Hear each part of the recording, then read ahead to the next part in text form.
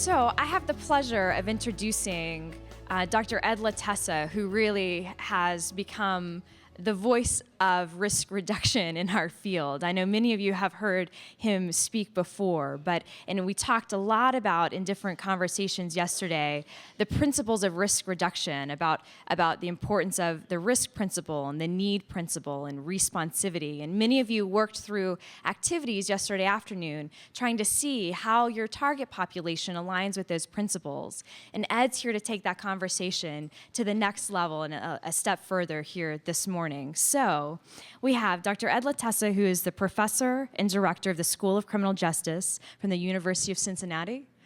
Ed, I'm turning it over to you. Thank you, Leanne. I'm very pleased to be here to talk to you about this important topic. The work that you're doing, I think, is incredibly important. We've known for many years that the work we do inside of facilities and institutions and residential programs will quickly lose its potency if there isn't strong reentry and aftercare. Many studies have shown that the diminishing effects of even very good treatment and programs in institutions. And so your work in many ways is at the forefront of public safety. What I want to talk about here this morning, I only have an hour. I know that will seem like a lifetime to some of you. But I only have an hour to talk about this, and I'm going to focus, as Leanne said, mainly on risk and need principles and the application to offender reentry. One of the things I've learned over the years is that if you want to change offender behavior, reduce criminal conduct, you have to focus on those factors that are highly correlated with criminal conduct. And so understanding that work is really at the foundation of understanding risk and need. So I'm going to spend a little bit of time this morning talking about risk and need factors. But here's an observation that I've made. One is that everybody has an opinion about criminals and why they commit crimes. Okay? It's one of the few things that anybody on the streets will gladly tell you what they think about this topic. That's not true in other fields. Right? And I'm going to bet that some of you, when you tell your family and friends that you work in reentry and you work with offenders, they give you their unsolicited advice. Right? Right? I get that myself. I always tell, I was on a flight once. I was flying to Idaho, and I was seated next to this elderly woman, one of these chatty types, you know, wouldn't take a hint. And she asked me what I did for a living, and I made the mistake of telling her I was a criminologist. For 4 hours, she told me how to solve the crime problem. Didn't get off in Salt Lake, stayed right on with me to Boise.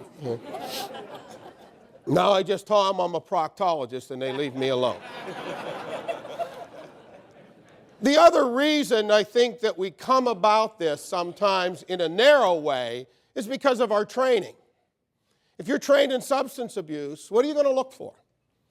You're going to look for substance abuse. If you're trained in mental health, what are you going to look for? You're going to look for mental health. Read a psychologist or a psychiatric report about an offender. They will always talk about those mood disorders, about depression and anxiety, things that, by the way, have very little correlation with criminal conduct. But that's what they're trained to do. And so I want you to look at it a little differently. We're going to talk about the major risk and need factors. And I don't have time to go through all the research to establish these. So you're just going to have to trust me on this. But hopefully when we're done, it will make a little sense. All right? When researchers like Bonta and Andrews and Gendreau and others started doing this work, and they really started asking the question, what are the major risk and need factors that are associated with criminal conduct? Okay. And here they are, starting with antisocial, pro-criminal attitudes, values, beliefs, and cognitive emotional states. Cognitive emotional states are things like rage and anger and defiance and criminal identity. Some of you deal with gang members. What's their identity? How do they see themselves? Right? That's a cognitive emotional state. That's much different than someone who says, I'm basically a good person who made a mistake. Okay? Rage, we've all experienced it. You've been cut off on the freeway. You're going to go after them. You're mad as hell. That's not how you normally think and act. You're in a cognitive emotional state of rage. Okay? Identifying pro-criminal attitudes, values, and beliefs. Pro-criminal sentiments are what people think. It's not how they think, it's the content. And these are things that we hear. Negative expressions about the law. Law is not fair. Everybody does it. I got caught. What's the big deal? Negative expressions about conventional institutions, rules, values, authority. Things like work and school. What's in it for me? I interviewed a parolee the other day, and I asked him if he was working. He said, no, I quit my job. I said, why? He said, I wasn't getting enough hours. I said, how many are you getting now? He said, none. I said, well, you're kind of moving backwards, right? Most folks don't quit their job till they get another. Not him, he showed them. He went from 20 to 0. It's that kind of short-term thinking and not seeing the consequences of their behavior that often what? Get them into trouble. Okay? Negative expressions about their ability to achieve through conventional means. School's not for me. I'm not into that 9 to 5 thing. And of course, the cold-heartedness that often comes, lack of empathy. And not just their victims. Sometimes they don't see the other people they've hurt, their families, and the people that care about them. Okay? Offenders often minimize and neutralize their behavior. It's a set of verbalizations that function to say what they did wasn't so bad. Here's some of the things you hear: the denying of responsibility. The acts are due to factors beyond their control. I was at the wrong place at the wrong time. Okay? I was high, I don't remember what happened. And my favorite, the some dude defense. Okay? Some dude told me I could drive that car. Okay? We are looking for some dude. If we catch him, crime's going down 20% in America. All right? Deny of injury. Admit the act but minimize the harm. I beat him up, I've been beat up worse. Yeah, I stole it, but they'll get a new one, they got insurance. Right? Denying the victim.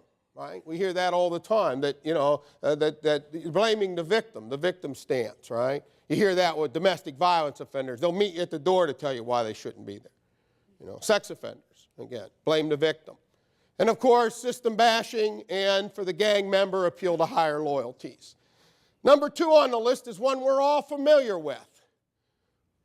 Pro-criminal associates in isolation from pro-social others. Your mothers knew this. You know it as a parent. You worry about who your children hang around with. That's what this risk factor is all about. But it's not just knowing offenders. If that were the case, some of you'd be criminal as hell. It's not having pro-social people in their lives. And so when you assess someone, you don't just want to know who are the people they hang around with that get into trouble, who are the people in their lives that don't get into trouble. Because part of your job's going to be strengthening those relationships, getting them back with their family or friends that don't get into trouble. Number 3, temperament and antisocial personality patterns. Things like weak socialization, being impulsive, adventurous, pleasure-seeking, restlessly aggressive, egocentric. It's a myth that low self-esteem is correlated with criminal conduct. It has almost no correlation. It's high self-esteem you have to worry about. Okay? And it's one of the things that happens. I always say we take offenders that already feel good about themselves and we put them in programs that make them feel even better about themselves. Eh? We make them narcissists. Eh? I remember years ago we did some assessments in Ohio at DYS at the reception center. We were testing an assessment tool. And when the kids came in, and I want you to think about this. These are 15, 16-year-olds for the most part, most of whom have never been away from home. And they're being sent to an institution, some of them for years. So think about how your child might feel. And so we had a question we asked them. On a coolness scale, how cool are you? With 1 being not cool at all and 10 being really cool. The high-risk kids, you know what their typical answer was? 11.5, baby, I'm off the chart. Okay? And I thought, they're going into an institution. Okay? Things like taste for risk and weak problem solving and coping skills. They get into situations and they don't know how to get out. And so they do what they always did. And of course, all these have implications for treatment because we can target these. We can teach people how to be less impulsive. We can teach people better problem solving skills. Fourth on the list, of course, is a history of antisocial behavior. We all know this. It's the first thing we look at. Right? How many times have they been in trouble? When did they start? Age at first arrest. We all know that. It's a great, great predictor of risk, but it has some shortcomings.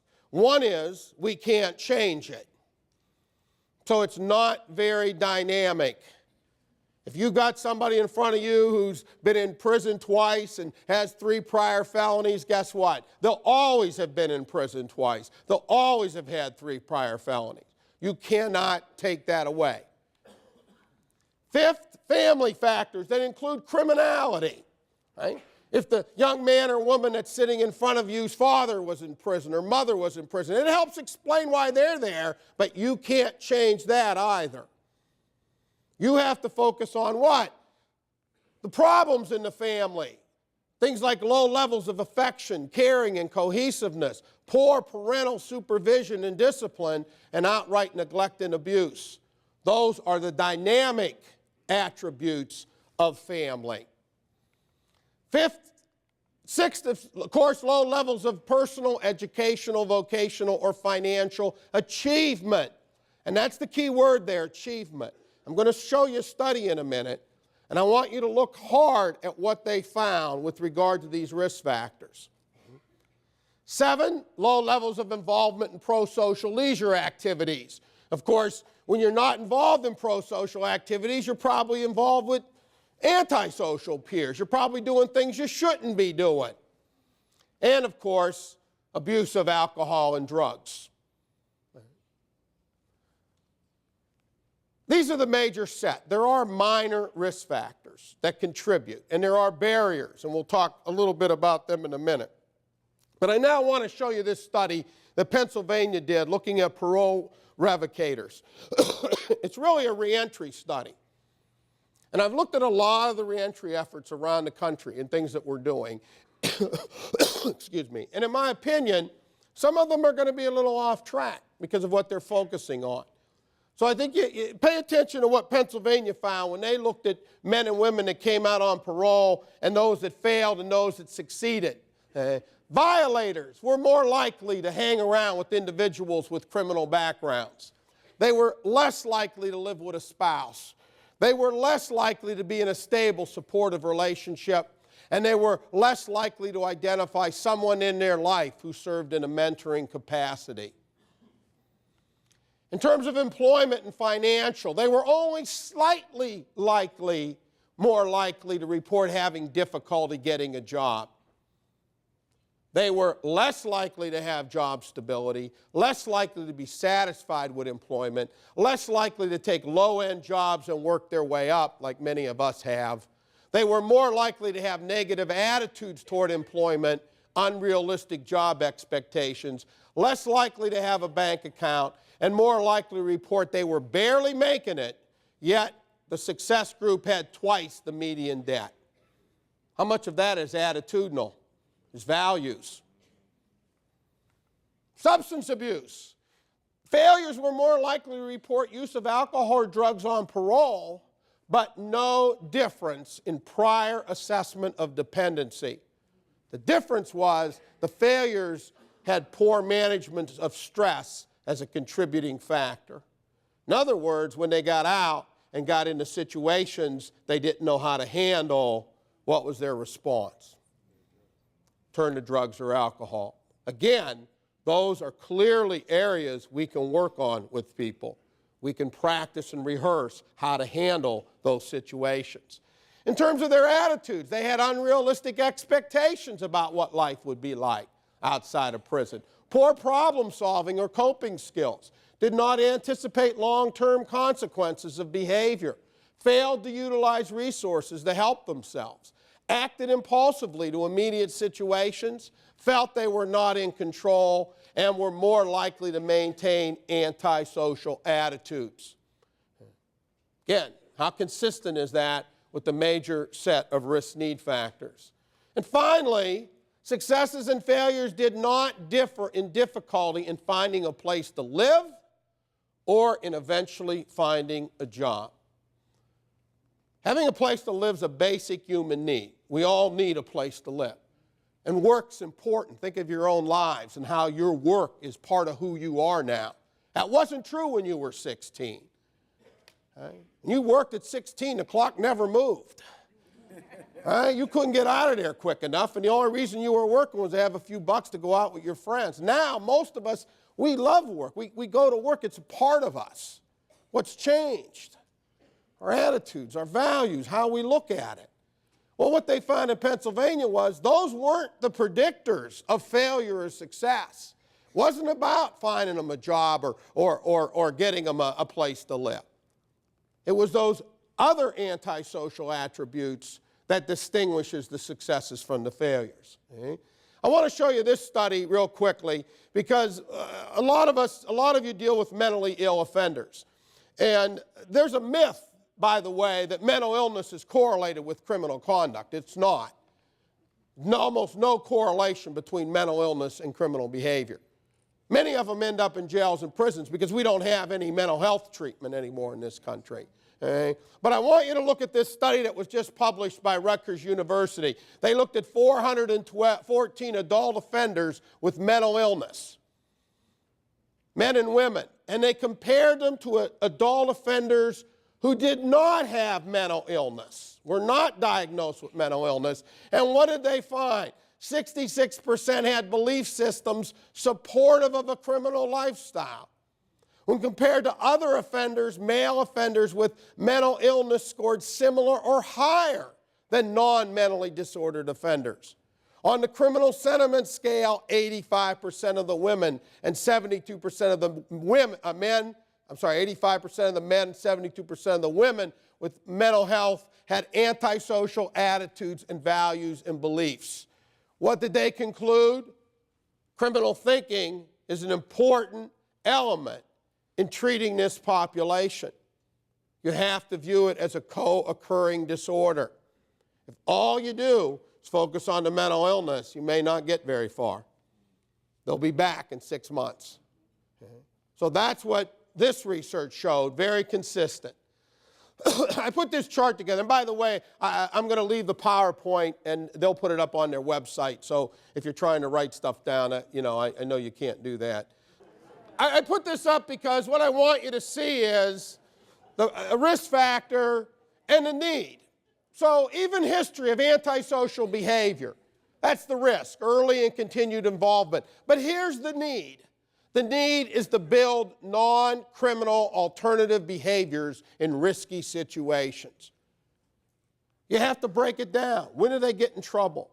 Who are they with? What are they at? What are they doing? And do what? Practice and rehearse ways for them to avoid those situations and people. You got history, personality, cognitions, and associates, family, school and work, leisure, recreation, and substance abuse. But I want to be crystal clear about this. I want no one to misunderstand this. Most researchers, like myself, believe that these four run through these four. These are the big four. If you want to change criminal conduct, you focus here. Most of us focus here because they're easier to identify. Guy doesn't have a job. Guy uses drugs. Put him in a drug program. Of course, he thinks using drugs is okay. He hangs around with people that use drugs, right? He's done it all his life, and you think some short-term program is going to fix him. So these are the four that we consider the major. Then you've got the next four. If you can change these, these will follow. I always like to say, if you take an offender and you teach him how to bowl, you'll have an offender that knows how to bowl. As you looked at the list, one of the things that should have struck you was that we have static factors and we have dynamic factors. Static factors are those that are really, they don't change, and if they change, they only change in one direction. Right? Age, for example, you get older. You can't get younger. Okay? Dynamic are things that can change. I cut this out of the paper a while back. It's the factors associated with a heart attack. And I'm in training, so I decided to brush up on them. Okay? Here's some factors associated with having a first heart attack. Family history, gender male, age over 50, an active lifestyle, overweight, high blood pressure, smoking, and high cholesterol. Okay? The first three are static. You can't change them easily. Okay?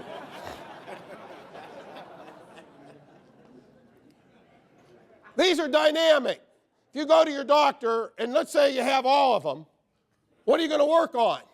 Well, you're going to work on exercising, losing weight, taking some blood pressure medicine, giving up smoking, right? Let's say you do that. Does it mean you won't have a heart attack? No, you might still have a heart attack. We see these joggers kill over all the time. That's why I don't exercise. But statistically, the rates go down 20, 30%. We know that. We know that. But here's the point I'm making. To get your picture of risk, you really have to put them all together. You cannot ignore the static risk factors, can you? Because if you're 20, are you worried about having a heart attack? No, it's not till 50 kicks in, right? So if you just took the dynamic ones, you're 20 years old, you don't care. You're not worried about that. So to get a picture of risk and need, you really have to cover all the bases. When you only look at substance abuse or you only look at criminal history, you get a very narrow picture. Okay? I bring this up because I want us to point out that while there are two types of risk factors, there are two types of dynamic risk factors. And here's why this is important to you. It's hard for people to change quickly because of this. Some factors, some dynamic factors are very acute. Employment, right? You could go out, interview, and get a job, and they say you start Monday. You went from being unemployed to employed just like that. That's off the list. But if you think what you do is okay, you hang around with a bad crowd, you're impulsive as hell, okay? You think I'm going to change that overnight? No, I'm going to have to work at that. Those are more stable. And I'm telling you this because when we look at treatment, right, we look at treatment and we don't see effects from real short-term interventions. And I believe this is part of the reason why. We can get somebody a job pretty quickly sometimes, but we're not going to change some of those other risk factors overnight. All this research that's been done has led to a very large body of studies that basically have said correctional services and interventions can be effective in reducing recidivism. However, not all programs are equally effective. I don't have time today to talk about the treatment principle, but I am going to talk about risk and need. Who to target and what to target. And that's as simple as I know how to make it. Who should we be investing our resources in? And what do we need to bring about? What changes do we need to bring about in order for that criminal conduct to decline? Okay? I learned a long time ago that if you want to reduce recidivism, you need to focus on the people that are likely to recidivate. And that's the risk principle. The risk principle really refers to the risk of reoffending, not the seriousness of the crime. Seriousness always trumps risk. But the men and women that you deal with that come out, and the juveniles that come out of institutions, what they did is less important than those other attributes they bring to the table in terms of reducing their risk. All right? So you got to put that out of your mind. You can be a high-risk felon, a low-risk felon, a high-risk sex offender, a low-risk sex offender. Okay? The risk principle, there are three elements. First, it says target offenders with a higher probability of recidivism. And it's a very simple way to think of the risk principle. If half of the people you deal with, half the people that come out of facilities, jails, prisons, right, detention facilities, never go back again, which half are we worried about? The half that will. That's the risk principle. Okay? There's three elements. Target the higher risk, provide most intensive treatment to higher risk, and intensive treatment for lower risk can increase recidivism. If it wasn't for that last finding, we could just do everything with everybody. Throw them all together. But we've got that finding. Let's start with the first one. And before I get off, let me explain what we mean when we talk about risk levels. This is some data from a community supervision sample, a group of people that are in the community being supervised, probation, parole, and so forth. Low risk. This means that these offenders, 9% of them will recidivate. I don't know which 9%. Some will fail, but it's a very small percentage. If I was betting on this group, I'd win more than I'd lose. Moderate risk, about 30%, and high risk, we start to lose the bet. Almost 60% of these individuals will end up back again. Here's the group where we're going to get the greatest effect, right? Not this group, because what are you going to do with this group? I'm not saying they'll give them some assistance, but we're not going to get it much lower than that. They don't really need us, is basically what the data's saying. Mm-hmm. Here's the first part, and I think it's important for people to understand that even with evidence-based practices, there's going to be failures. Mm-hmm. And when you're dealing with a high-risk group, there's going to be a high percentage of failures. Mm-hmm. Here's the principle behind risk. If you have 100 high-risk offenders, about 60% will fail. That's what we find in our data. That's a typical. Sometimes it's higher. You can have very high-risk groups and so forth. But about 6 out of 10 will fail. If you put them in a well-designed program for sufficient duration, maybe you reduce that to 40%. That's a significant reduction. You went from 60 out of 100 to 40 out of 100. If you have 100 low risk, about 10% will fail. If you put them in the same program, you'll increase it. That's the principle. About 20% will fail. Now, here's my question. In the end, who had the lower recidivism rate? Go back and look at the data. 40% of the high risk failed after your treatment. 20% of your low risk failed after your treatment. Who had the lower recidivism rate? The low risk. I didn't ask you where we got the greatest treatment effect. I asked you who had the lower recidivism rate. Here's the mistake we make. We compare high-risk people to low-risk people. Now, you do it all the time. Who would you rather work with? Who's easier to work with? Low risk, sure, they show up. They thank you. They give you little cards. They bring cookies, right? High risk, they come in, they slap down, they say, how long is this going to take? Like they got somewhere to go. And we make the mistake. We think we're doing great with low risk. No, there's a reason they're nice and they come in and bring you cookies, right? It's the high risk. You don't make that mistake. Second issue, dosage issue. A few years ago, if I presented this, I would have simply said, give more treatment to higher risk offenders. And everybody would have shook their head and said, oh yeah, that makes sense.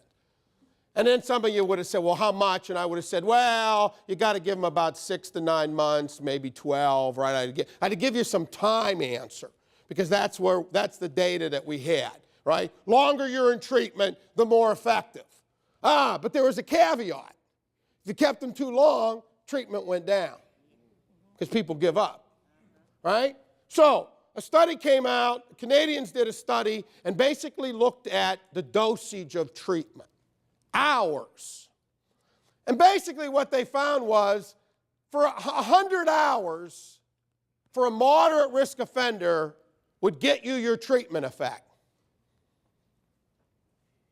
For high risk, double it. And look at this finding. 100 hours for high risk may have little effect. I go to a lot of programs. I've been to more programs than you can imagine. And one of the things that always strikes me is that that I see a lot of good programs, in my opinion, are not getting their effect because of this issue. To put it bluntly, they're one size fits all. It's common in our business. And I was out in Oregon a while back, and I was looking at a female program for girls in an institution. Okay? And it was a 6-month program they were in, 24/7. Right? They went to school, and they did programming all day.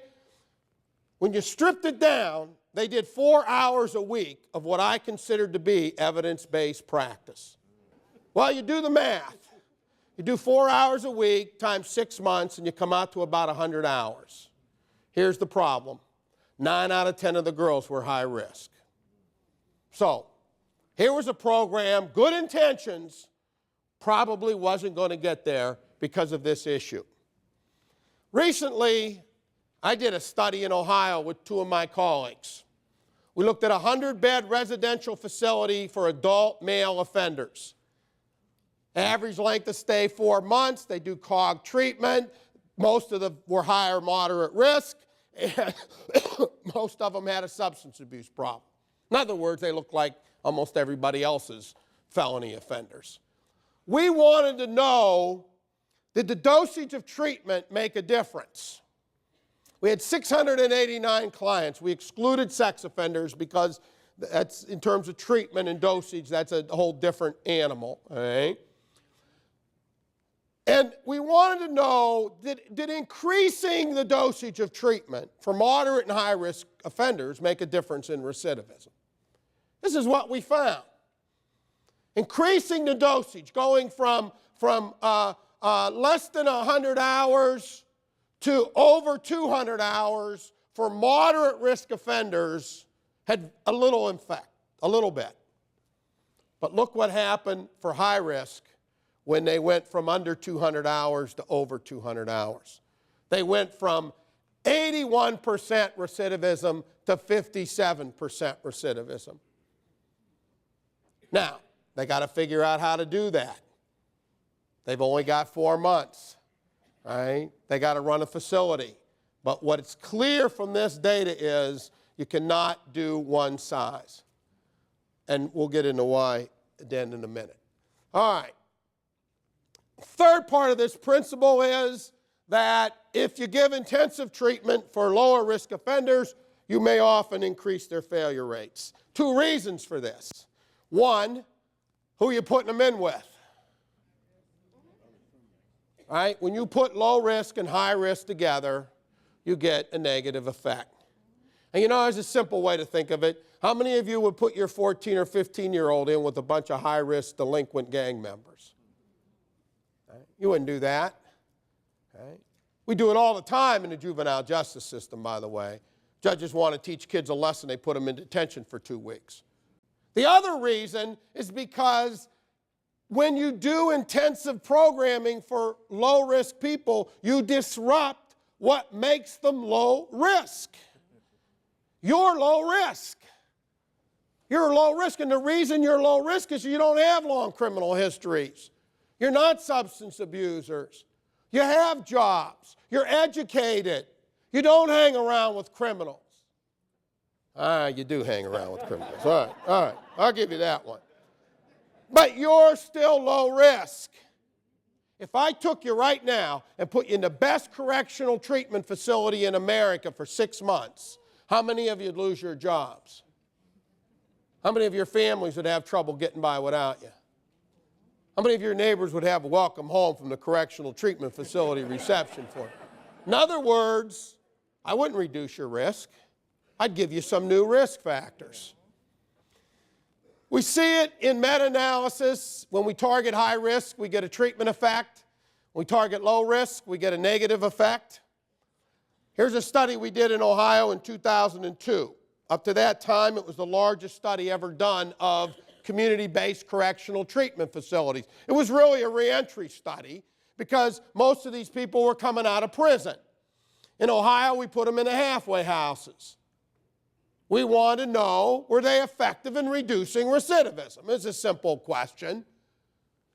Well, I knew that we couldn't compare low-risk people to high-risk people, So we compared low-risk people to low-risk people, high-risk people to high-risk people. If you were a low-risk offender that went to one of the programs, we compared you to a low-risk offender that only got supervision. If you were a high-risk offender, we compared you to high risk. We matched on race, sex, offense, and county. Bottom line, what did we find?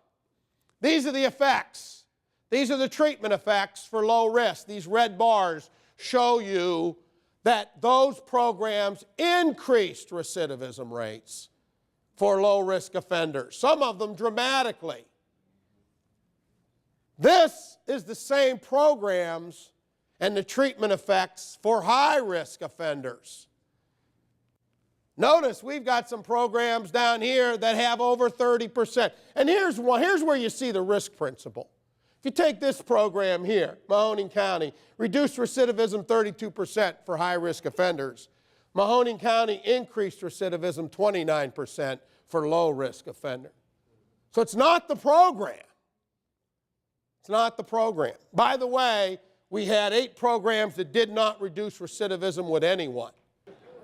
In 2010, we replicated the study. We replicated the study, bigger study.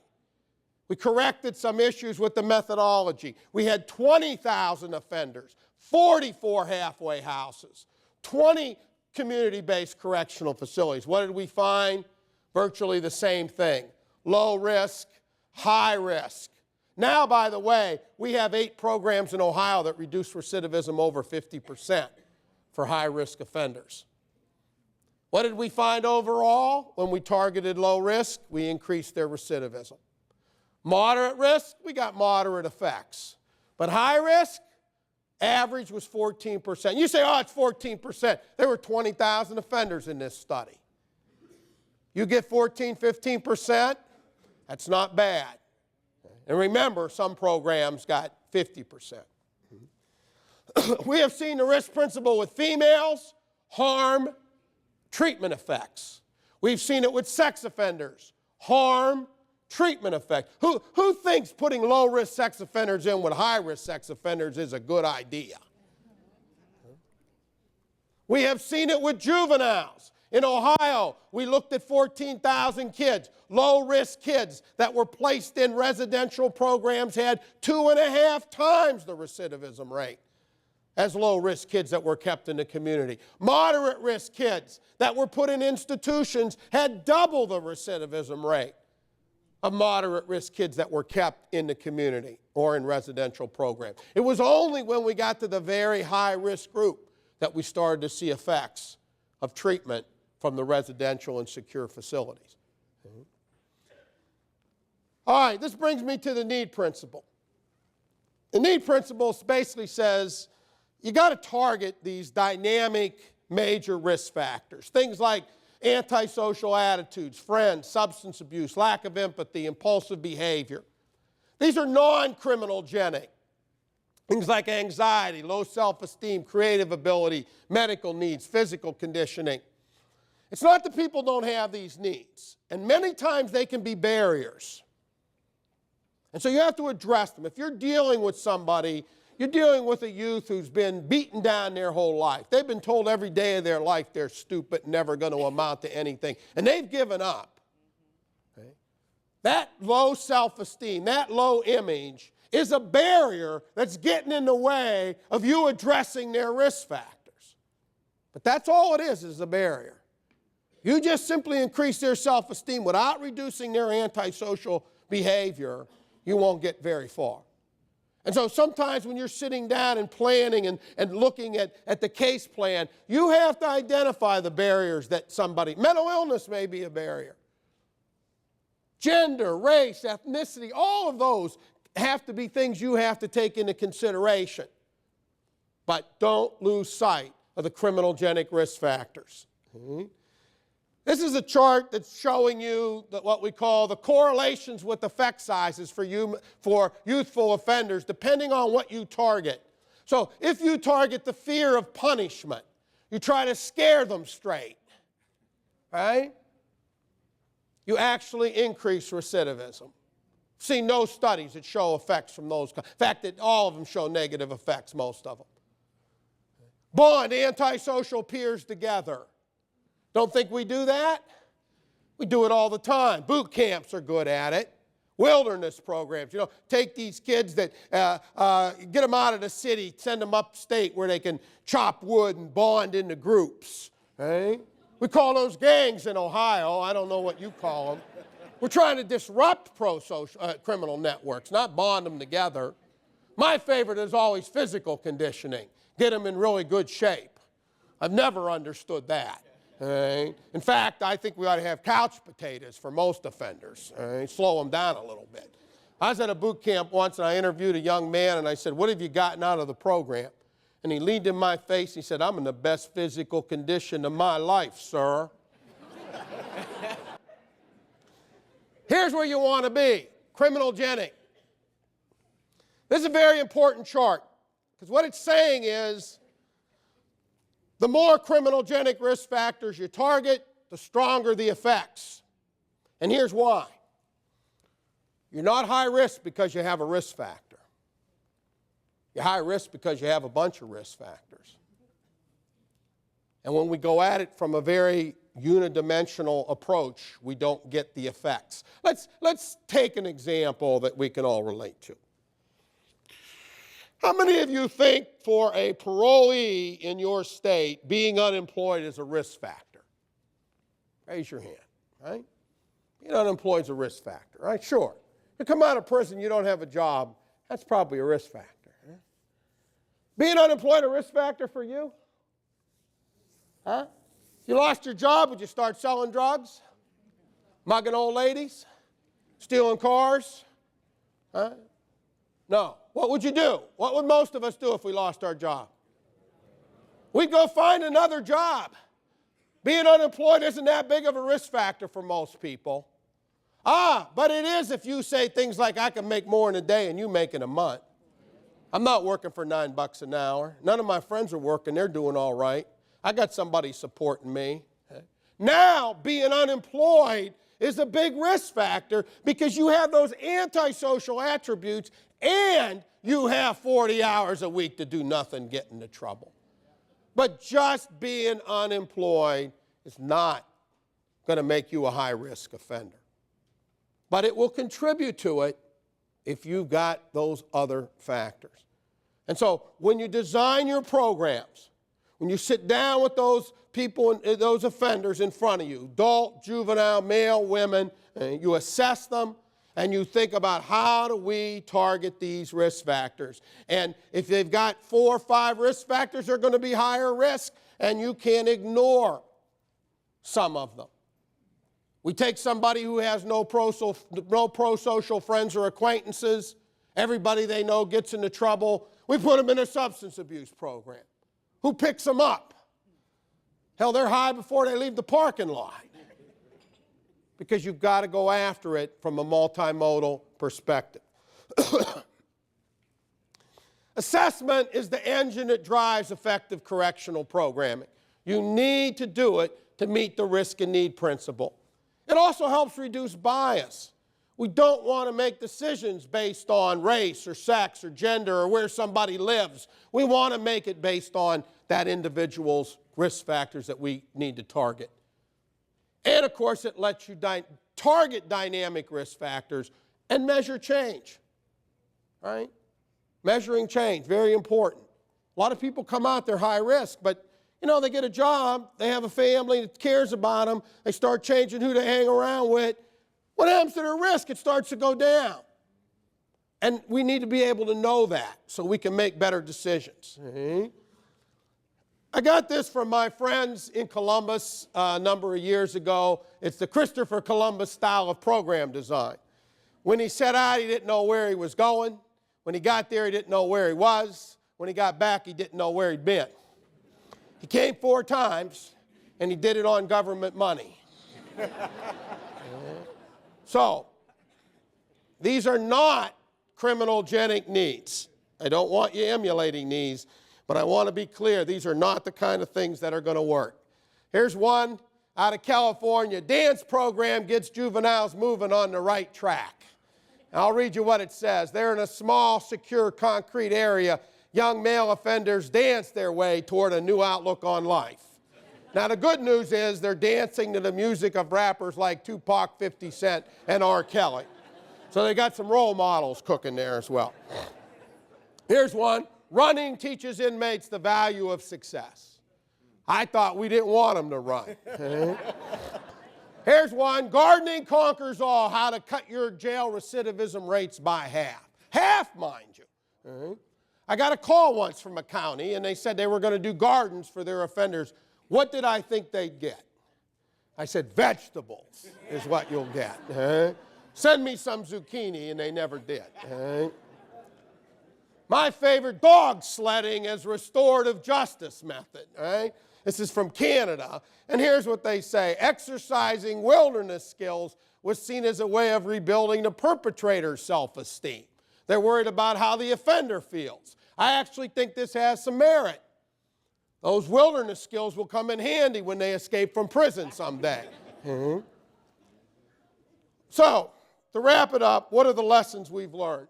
Who you put in a program is important. Pay attention to risk. We can do harm. We can do harm, and we have to figure out how to increase dosage. I did some work up in Michigan a while back, up in Lansing, and worked with the juvenile court up there. And they created a program for kids. These were higher risk, moderate, high risk kids, got in trouble, and it was a after school 4 to 8 day reporting kind of program. Here's what they did. Moderate risk kids came on Tuesday and Thursday. High risk kids came on Monday, Wednesday, and Friday. And they did 2 things by doing that. They kept the moderate and the high separated, and they increased the dosage for the high risk kids. You have to start thinking about that and be creative. Second, what you target's important. You got to remove barriers, but remember, focus most of your attention on criminogenic factors and on the major ones. If you can change how people think, if you can change who they hang around with, if you can reduce their impulsive behavior, increase their problem solving and coping skills, those other areas will follow because they'll want to be more prosocial. They'll want to hang around with their families. They'll want to do things that most of us like to do and not get into trouble. So with that, I'm going to stop. I do have a few minutes. I know I went through it quickly, so we have about 10 minutes. I'll tell you what, I will answer questions. And any questions you have, if I don't know the answer, I will make it up. All right? Just so you know. We'll start here. Can you give us an example of a program? Yeah, he wants to know an example of a program that I've seen that have been successful. I've seen many programs that are successful. Successful programs have some attributes besides risk and need. They're structured. They usually use a structured social learning or cognitive behavioral approach. In other words, the offenders they challenge their thinking. They teach them new skills. Social learning, by the way, and it's really, we throw the term out, it's a very complex process. It's not a complex concept. Social learning is a very easy concept to understand. How many of you have children? And how many of you turned into your parents when you had children? That's social learning. You woke up one day, you're your mother. The last person you were going to be at 15. And I end up saying the things I swore I'd never say. You're born in a barn. You think money grows on trees. I give you something to cry about. That was always my favorite. Yeah. I said to my son one day, I said, Michael, do I look like Rockefeller? He said, who the hell is this Rockefeller guy, Dad? I said, I'm sorry. The problem with social learning is they've learned bad things from other people, too. And so with a social learning model and a cognitive model, you're teaching them new ways to behave, not just talking to them. Talk therapy is not very effective. You have to show people. You have to practice with them. And so you say to them, when they come in and they say, how'd it go at work? Well, my boss gave me a hard time. How'd you handle it? All right? Let's break it down. How could you handle it? You lost 3 jobs here before. Obviously you're not doing something right, and you work with them on that. So there are a lot of programs. I think we're seeing more of those programs. But I'll say this, as you design your program, you got risk and need. Make sure you're using curriculums. There's a lot of them out there. Training your staff. Okay? Work on the dosage issue. Work with their families if you can, because that will give you a stronger effect. Okay? And you can design a pretty good program that way. There's no real mystery to this. You know, you think about your own lives and how you got to where you are and the people that helped you, and you build it that way. Yes? Are there assessment tools that address it? Yes, there are many assessment tools. The world of assessment tools, there's been a big proliferation of assessment tools. A lot of them are proprietary. They cost money. There are a number of non-proprietary tools. We've just developed some new ones in Ohio, one for adults and one for juveniles that are non-proprietary. So they're free and they cover these areas. So they're available. And then there's the old Wisconsin. There are other tools. But and let me say this. I think it matters less which tool you use than how well you do it and what you do with it. We've been doing assessment for many years in this business, and we shove it in the file and we never look at it again. If that's what you're going to do, then why are you assessing? And so, whatever tool you use within, your constraints, make sure your staff are trained, they understand what they're getting from the tool, and it's then used for the case plan, which is so much important. Right? Right? Yes, sir. You hear people talk about the need to validate your risk and needs assessment to your jurisdiction. Mm-hmm. What do they mean by validating risk and need to your own jurisdiction? Yeah. That's a very good question. Most of the third generation tools that are out there, things like the LSI and other tools, have been validated in many, many places over many, many populations. So, and we all know those are the risk factors. So the question is, are those the predictors? The answer is absolutely yes. But what we do see in validation studies often is that the cutoff points, the distinctions between risk levels will vary in different jurisdictions. And it can be based on lots of things, like, the court's approach. Some courts will revocate people all the time, and it drives up criminal history. And so you get more of that in it. So I always say a good practice is to validate a tool, because I've done many validation studies, and in almost all of them, I have seen, A, the tool works, but B, the cutoff scores start to vary depending on the jurisdiction. I'll give you an example. In Ohio, when we developed the tool, we found the same risk factors for men and women. But the women had different score rates. In other words, they didn't fail as much as the men. So to be high risk for a woman, you have a different set of scores than you have as a man. So we had to adjust the tool. That's usually what goes on in those validation studies. But any good third-generation tool is going to predict. It's going to predict. It's just the question is, a 14 a cutoff for low risk, or is a 15 a cutoff for low risk? That's really all you get in. And that's a very good question. She asked about low risk, and do you do some prevention and just not mingle them? We're not saying don't do anything with low risk. Okay? Especially low risk that have been in the system and gotten into trouble. They've obviously gotten into trouble. Low risk can become high risk, right? I mean, you hang around with the wrong people and all that. What we're saying is, though, minimal intervention, restorative justice kind of programs, maybe community service, maybe they meet with somebody every once in a while, more prevention, okay? But don't do harm.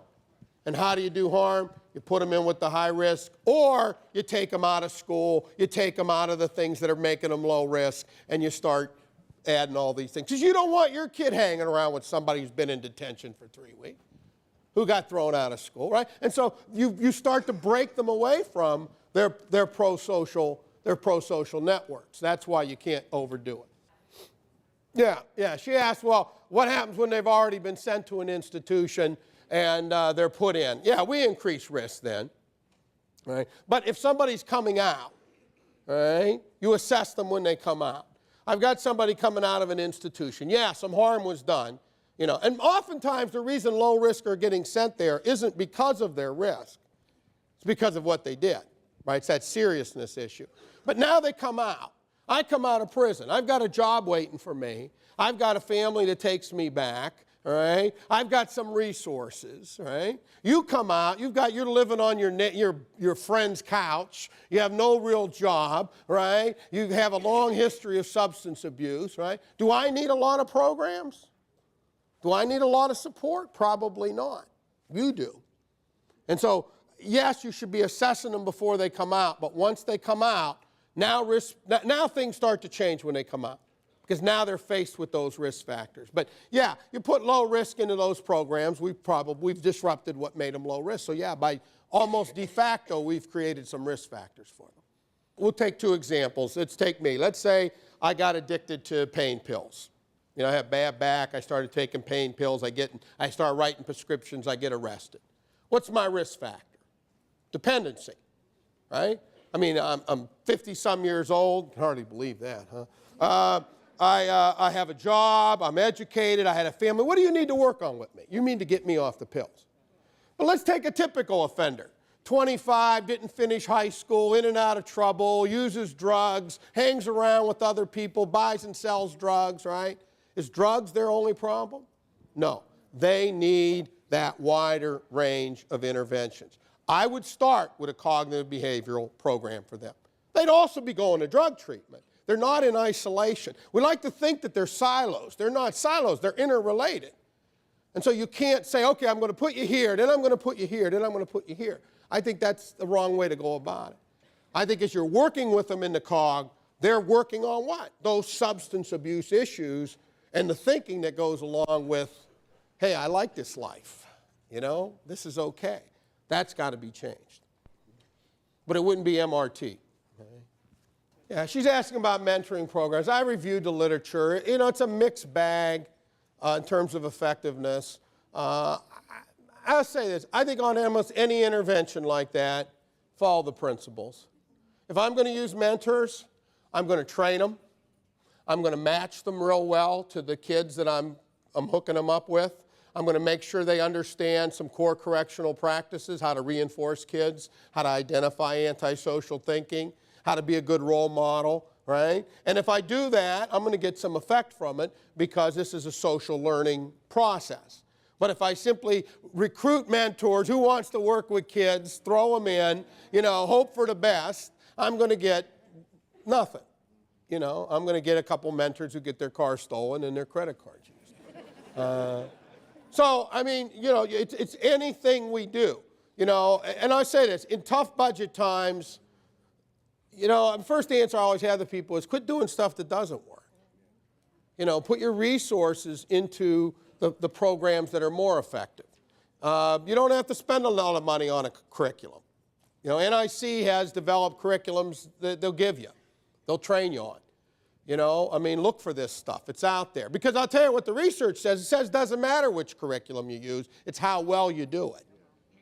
So you don't have to invest. You don't have money for a risk assessment tool. Find one that's free and figure out how to get trained on it. You know, I mean, if you got to patch it together. But there's no reason you can't do that. You're going to use mentors, great, but you got to do it right. Okay, listen, I'm about out of time. Thanks. You've been a great group. Have a great conference.